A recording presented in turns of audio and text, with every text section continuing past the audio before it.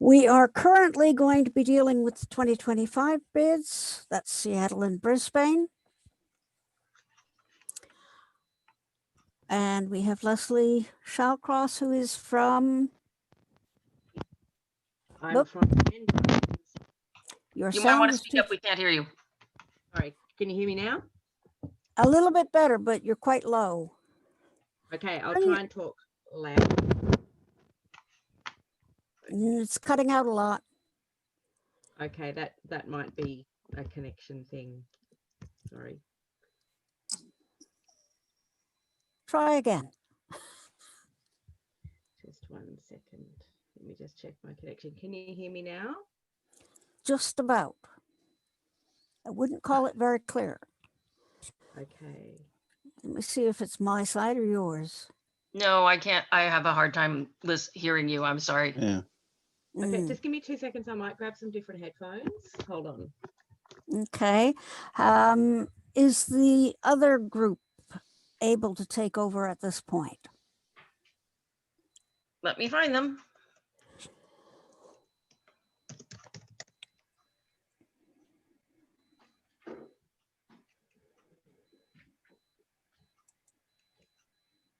Hi there. Hi, SunnyJim. Is Kathy joining you, or are you on your own? I believe she's here too. Somewhere.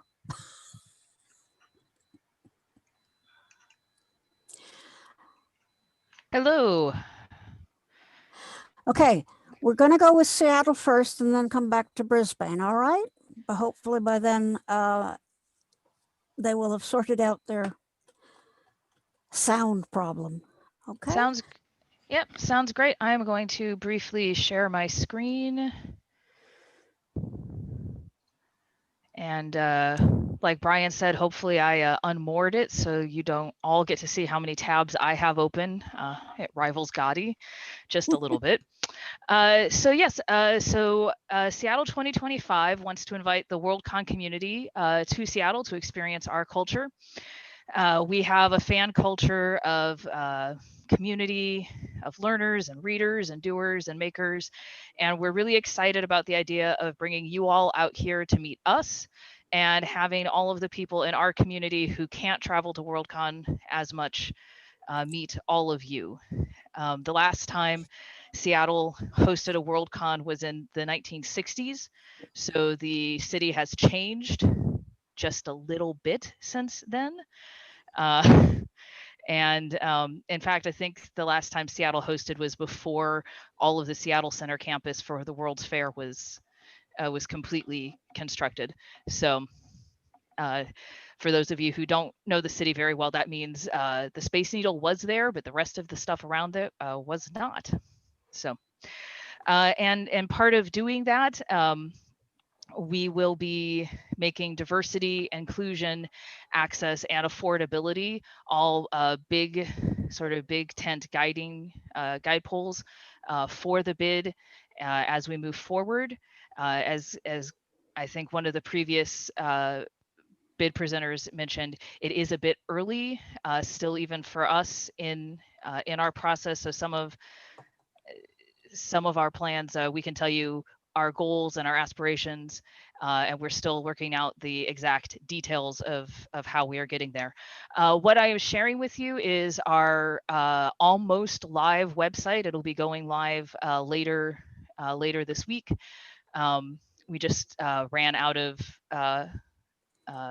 non-work hours to get it live before SMOFCon. The pictures you see floating through, this is the inside of the Washington State Convention Center, and now we're the outside of Seattle. And this is the outside of the Washington State Convention Center. That is where we are looking to host the bid. That's in the downtown core of Seattle, and is a venue, as we point out in our questionnaire, that hosts a lot of large events, so will definitely be large enough for us. Our committee, moving to our committee page, I am one of the bid chairs, and SunnyJim, who is also presenting with me here today, is the other bid chair. We have a lot of local experience in fandom and convention running. And we have other of our committee members listed on our page. That would be my husband, Alan Bond, SunnyJim's husband, Kevin Black, Don Glover, and Sean Merrier are all on our committee at this time. And then we have an advisory committee that's chosen not to be listed at the present time. So the big news that we wanted to share with everybody here at SMOFCon during our presentation is like many other of the presenters have, and I'm going to stop sharing because it distracts me just a little bit. COVID has made things interesting for a lot of us. We have been engaged in talks with Visit Seattle and the Washington State Convention Center for close to a year at this point. They are very enthusiastic about working with us. Unfortunately, due to their scheduling constraints and how they schedule events, and also just the uncertainty of the events industry right now, which is kind of a big for a lot of venues, they're not able to offer us a letter of intent or contract at the moment. So we are still in a holding pattern on that. We had hoped that we would have something signed by now.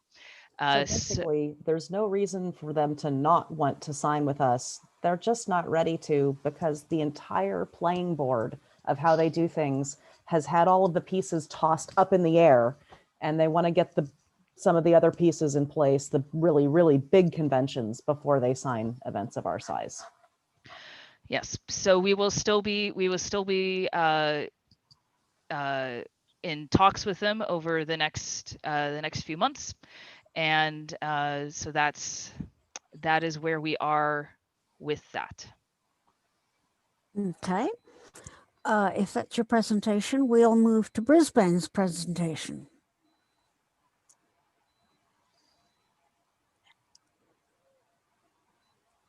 Can you hear me better now? Oh, yes, much better. Ah, Excellent.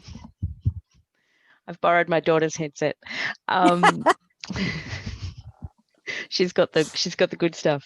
Hi, so my name's Leife, and I am talking to you today from Canberra in Australia, which is quite a fair way away from Brisbane.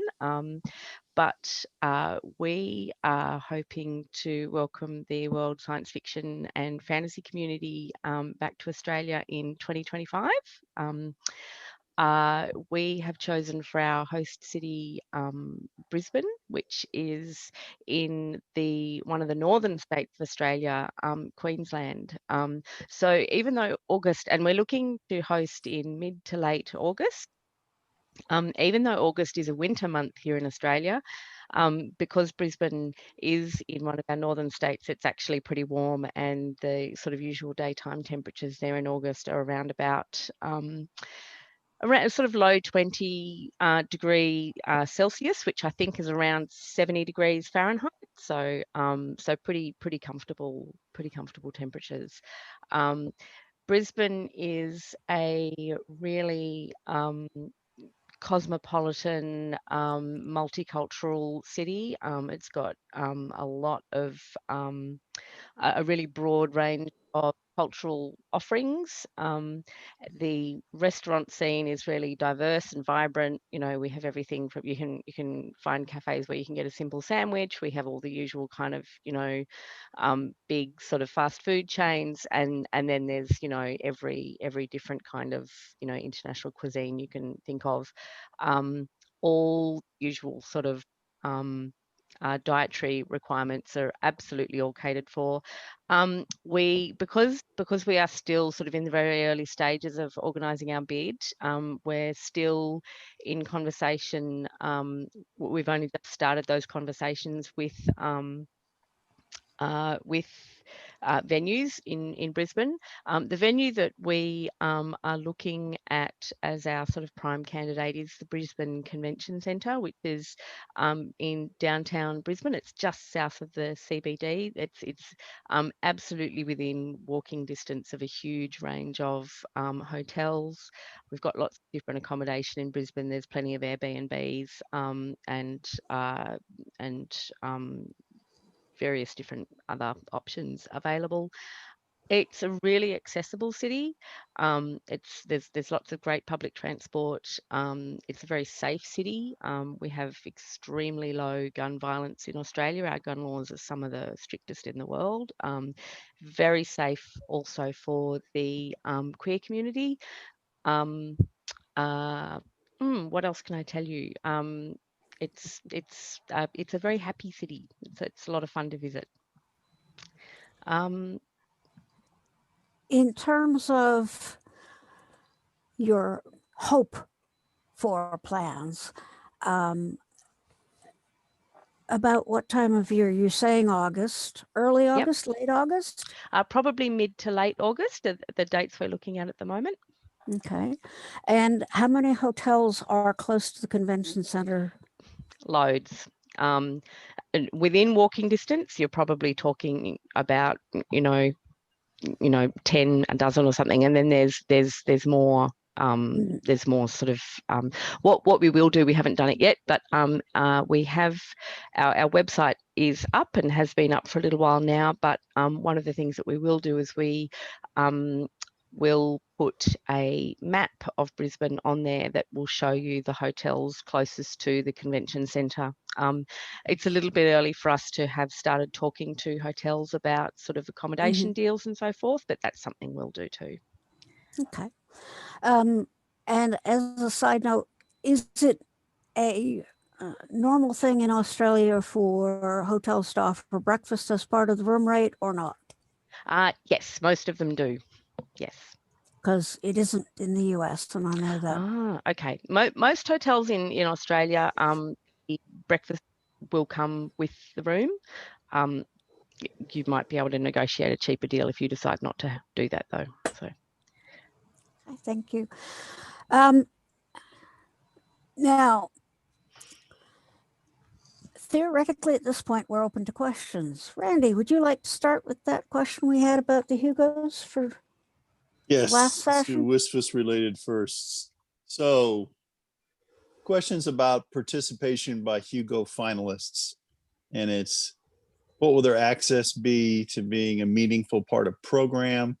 Would you anticipate doing something to waive the costs of their membership fee, so that would not be a barrier to Hugo finalists participating? Will you list all the finalists in the Hugo ballot and the nomination so everyone gets credit? What would your anticipation be on handling those issues? Oh, are we going to me first or Seattle? Sure, let's go Brisbane first. You're unmuted. Okay, sure thing. I guess, look, this is probably primarily a programming issue, and we haven't really started working on our programming stuff yet. But I guess the intention is, and the committee has discussed this sort of thing already. Our intention is absolutely to make sure that they're offered places on panels that are relevant to the work that they've been nominated for, especially. In terms of sort of listing them and making sure they're credited, I mean, I would absolutely that would be a sort of a baseline thing that we would do, and we will also be exploring options to support them getting to the con, especially noting that we are kind of on the other side of the world from a lot of the cons. So again, because this is financial stuff, it's probably a little bit far out for me to sort of give any sort of concrete info, but certainly our intentions would be to explore support involving subsidizing flights or accommodation perhaps, and certainly subsidizing or offering free memberships, finance is willing. So those are some of the things that are certainly on our list to consider once we have some better shapes. We have a better idea of the shape of our financing situation. Okay. SunnyJim, Kathy? Yeah, so our answer is not necessarily going to be tremendously different on this question than the bids that went before us or from Leif's answer there, because a lot of this is pretty far in the future for us, and is dependent on whether we win the bid. And so yes, it is definitely our intention to include all of the Hugo finalists as much as possible on program itself. We would definitely be including them on the ballot to the extent everyone wants to be listed, things like that. My experience working on the Hugo voters packet for the past 3 years has given me sort of an inside view into some of the things, communication breakdowns internally that happen around this issue. And so we'll be taking that, that experience on board as well. And then SunnyJim can speak to this a little bit more than I can, but our background with Worldcon hosts the Philip K. Dick Awards every year. And so on a much smaller scale, we also have experience with the issues around you don't have finalists until after your programming has been set. And how do you make sure to include them on the program? Yeah, as from a programming perspective, we have typically taken a more participant proactive system than what Worldcon has traditionally done, I think. And that feeds into just, we always make space and hold space for all of the nominees ahead of time. And then because the program's already basically set but hasn't been announced yet, we have an opportunity to have those people look at the program and say, what are you interested in doing? Where can we slot you in? And we have the opportunity to move some things around at that point and make sure that people who want to participate have the opportunity. I'm going to add a separate question to that because it has occurred to me that this might be relevant because you're a little bit closer than 2026 and 2027. Not much, but a little. Do you think you might consider including nominees who can't afford to attend via virtual links? Starting with Yes. Leife. Yeah, absolutely. It's something that we've already contemplated, just in kind of brainstorming with the team and throwing around ideas for, guests of honour, that sort of thing. A couple of the people we're considering we know have difficulty travelling just due to health issues.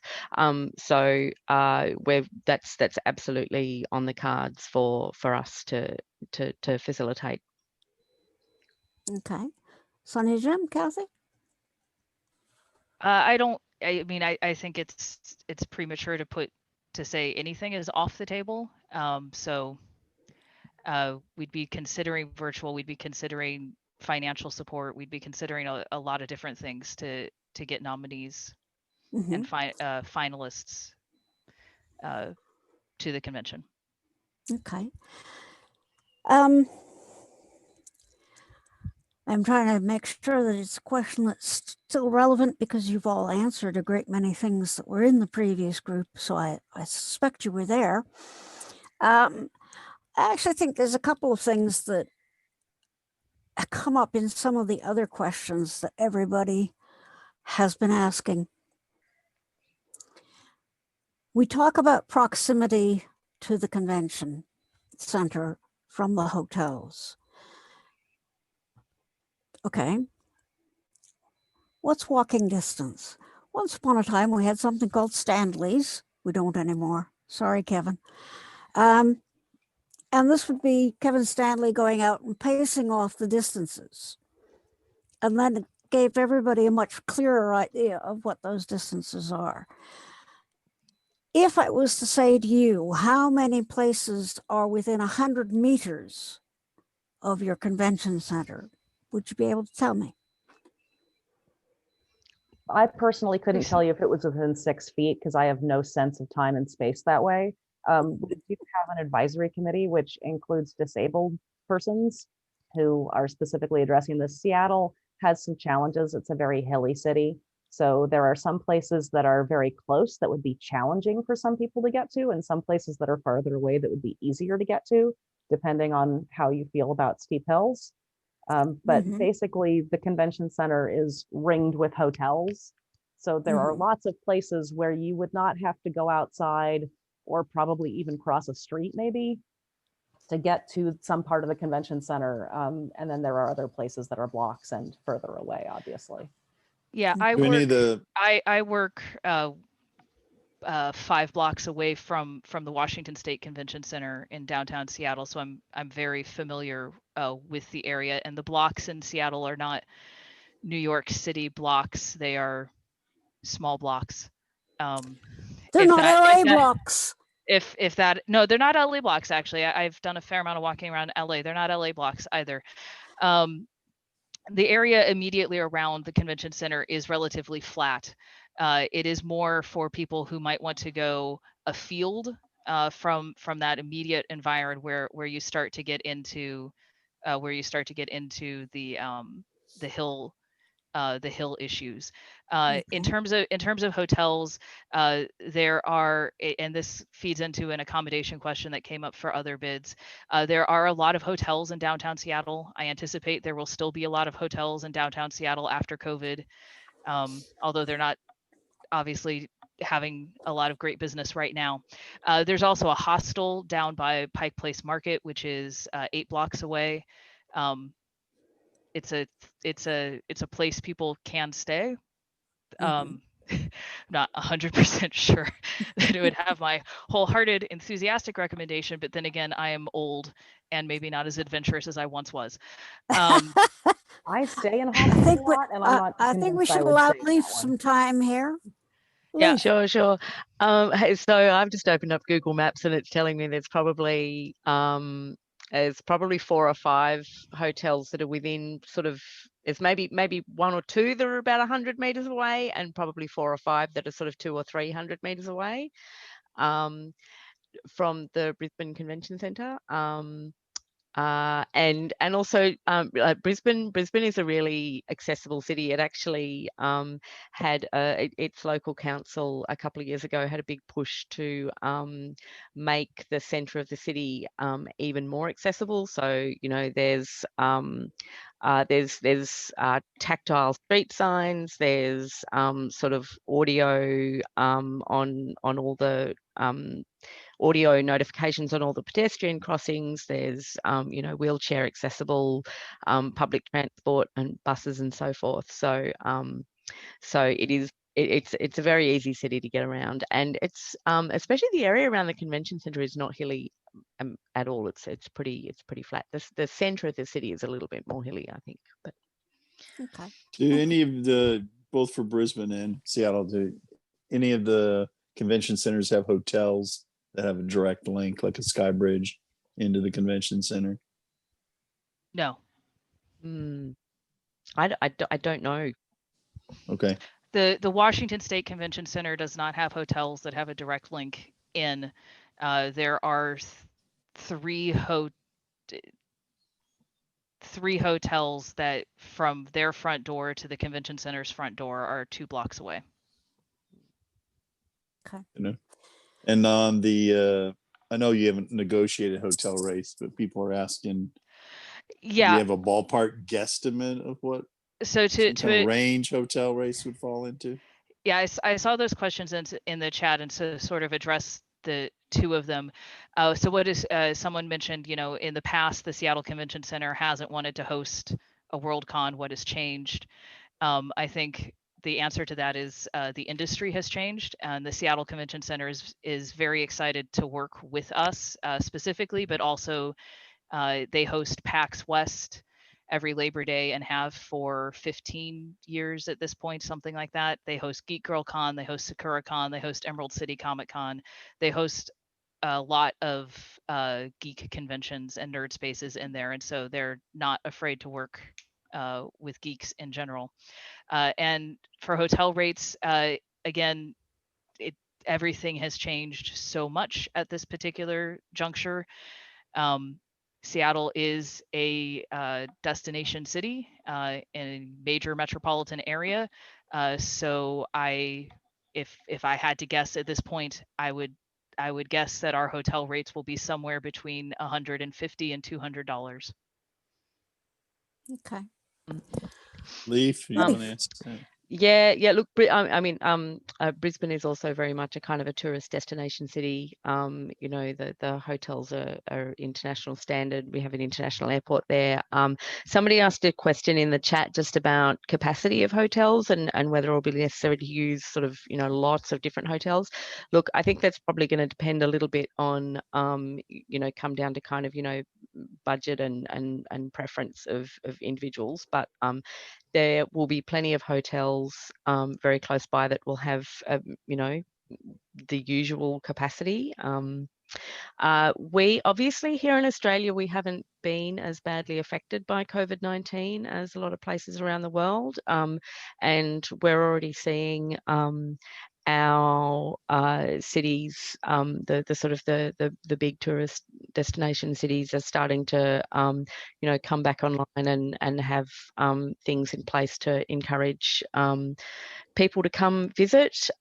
Brisbane is undergoing a bit of a, I don't know, a sort of a rejuvenation at the moment as well. So it's actively looking to schedule sort of key events in Brisbane over the next sort of few years to enliven the city even more. So there's I don't anticipate that there will be problems with things like capacity or sort of ongoing downturn from COVID in that respect. And do you have a ballpark guesstimate on hotel prices within a range? Oh, sorry. Yeah. Do we so, benefit from winter giving us a cheaper rate, or? I'm just trying to think. I think the amounts will probably be comparable with the Seattle rates that Kathy quoted. I'm kind of trying to do a really quick and dirty Australian to US dollars sort of translation in my head, but that sounds about right. I think hotel rates here will probably be anywhere from sort of 120 through 200 Australian dollars, so a little bit less than that for US. It would be actually quite a bit less. Yeah, I remember my exchange rate from. I was gonna get there. It didn't happen. Yeah. Okay. We had a question in the previous session. You've answered the LGBTQ plus part of the question. I think both of you have. But let's ask the countryside of it, if you will. Do you think there are any countries that will have difficulty being able to come to your venue? And if so, how do you hope to address that for fans coming from those places? I know it's a very weird question because we don't always think about it, but lately we're having to. Yeah. I guess we will probably be fairly reliant on the Australian government Department of Foreign Affairs kind of publishes tourist advisory info that we will be reliant on, I guess, closer to the time. I'm not particularly aware of any restrictions on people on people from particular countries coming to Australia at the moment, other than the sort of health related COVID-19 restrictions. One thing that the committee has actively talked about is about things like, you know, con or bust. So looking at programs to help people get to Australia that might otherwise find it more financially challenging. And we're also actively considering a digital stream for the convention as well, to again make it more accessible to people who might otherwise find it more difficult to get here. Kathy, SunnyJim? So I actually, I don't remember answering the LGBTQ plus question. So I'm gonna have a go. I will start briefly there with Seattle is a very queer friendly city, and has been for a very long time. I have a lot of connections. I volunteered at a legal clinic for LGBTQ people, so among other things. So I think that part of it will be fine. In terms of visa restrictions and country restrictions. Obviously, that we can't control the United States government. It would be really great if we could on some levels, but we can't.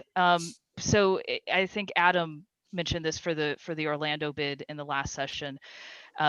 We'll mostly be addressing that through communication, active, early, and often with people and potential members about what they might need to do in order to get a visa letter from us, what guidance for where to find information for themselves if we think they might need to get that. So it'll be a lot of proactive communication on our website, and then also potentially to people who've identified that they have issues or have questions, reaching out directly to them to talk about things. And we have a few people we know who work in the State Department who can help advise us on questions we might have on that front.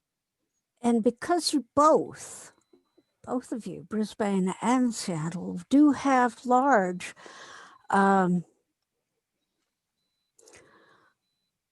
Indigenous populations, how do you plan to help them to participate in this event? We'll start with Kathy and SunnyJim. So we mentioned earlier in our question, we've mentioned in our questionnaire, we mentioned earlier in our presentation, we have an advisory committee for the bid for people who have different lived experiences than our bid than our named committee, because our named committee is very white, as the case may be. And so we're currently reaching out to two different Indigenous members to see if they'd like to be part of that committee. We've identified a couple different community organizations, Duwamish organization, the United Indian America Tribal, the Daybreak Star is what it's what it's called up here. And then the Longhouse as well. We identified these in the questionnaire. So we'll be. It's definitely something that is top of mind for us to make sure that we include in the bid, and then also the eventual program. Okay, Leife. So just quickly, I just wanted to pick up on something that Kathy said earlier before too. You mentioned letters for people potentially seeking to get visas to come to Australia. That's also something that our bid committee has talked about in terms of helping, making sure that the people who are trying to get here can get here. But on the First Nations stuff, obviously, Australia is incredibly proud of its Indigenous heritage.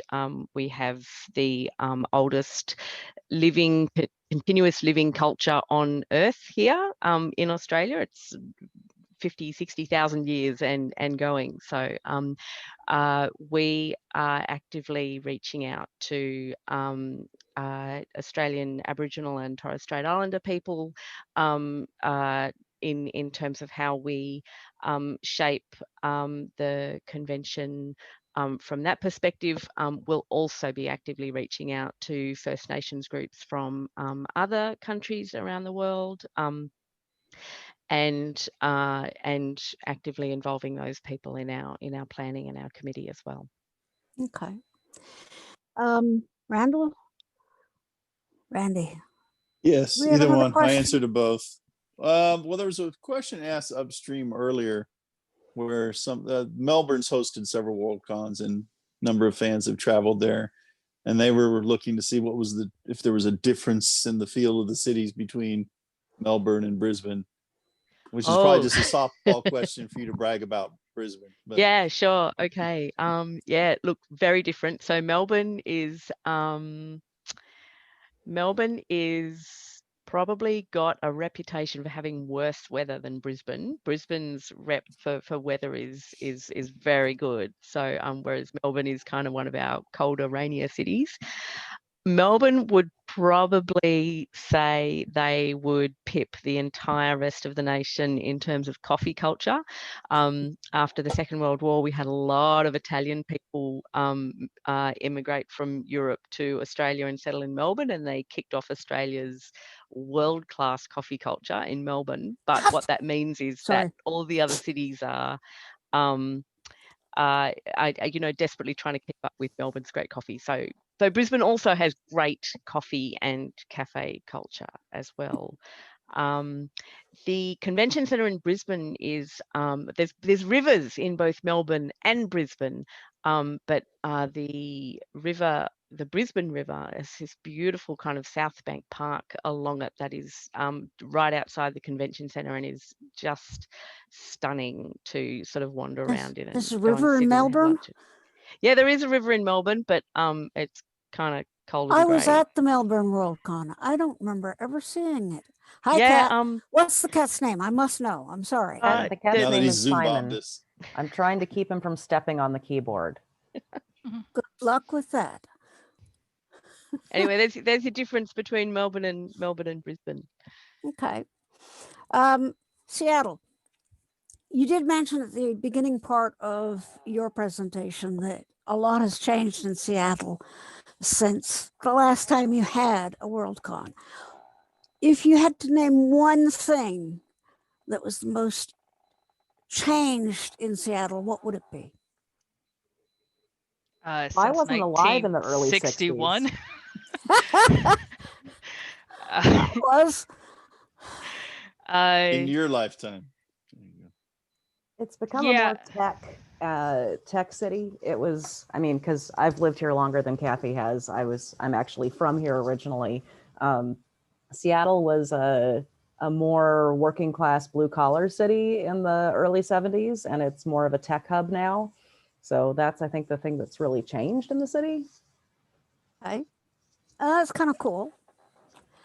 Yep. There's a question about public transport. It doesn't say what the question is. It just says public transport. But we've also had public transport discussed, I believe. So What I kind can of public transport does Seattle have?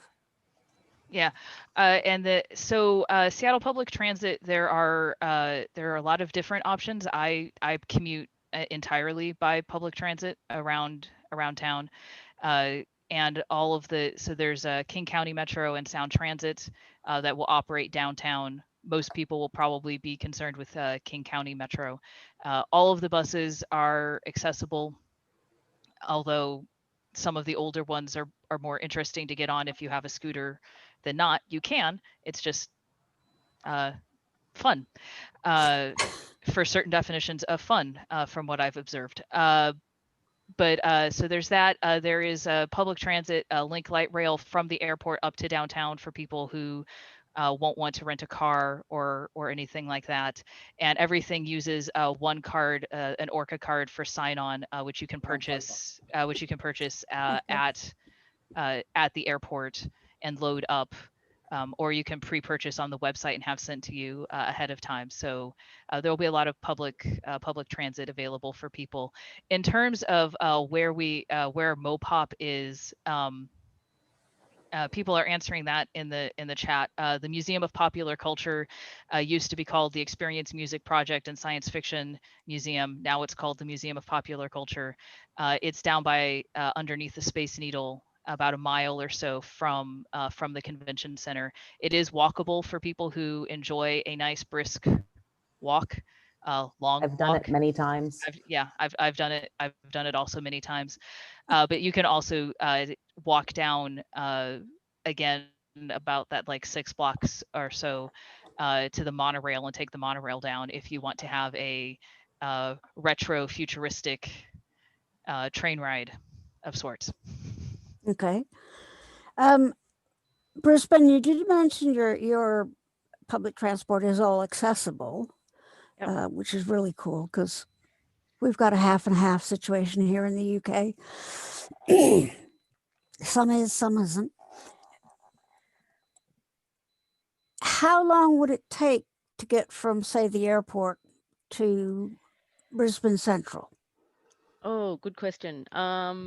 So there is a train from the airport that goes right into the centre of Brisbane, and probably, I want to say 15 minutes. I've probably got it in my documents here somewhere. I think it might be on our website, actually. Give me 2 seconds.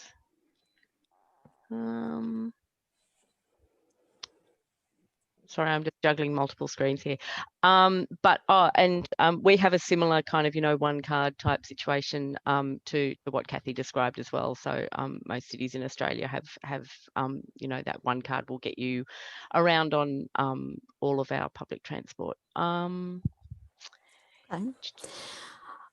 We should No, I draw can't this find the to info a about the train, close. so move on. I'll put Don't it in worry the about chat. it. We're going to move on, actually, because I think we've covered everything that everybody's asked. Certainly everybody can go to your sites to get more information if they need it.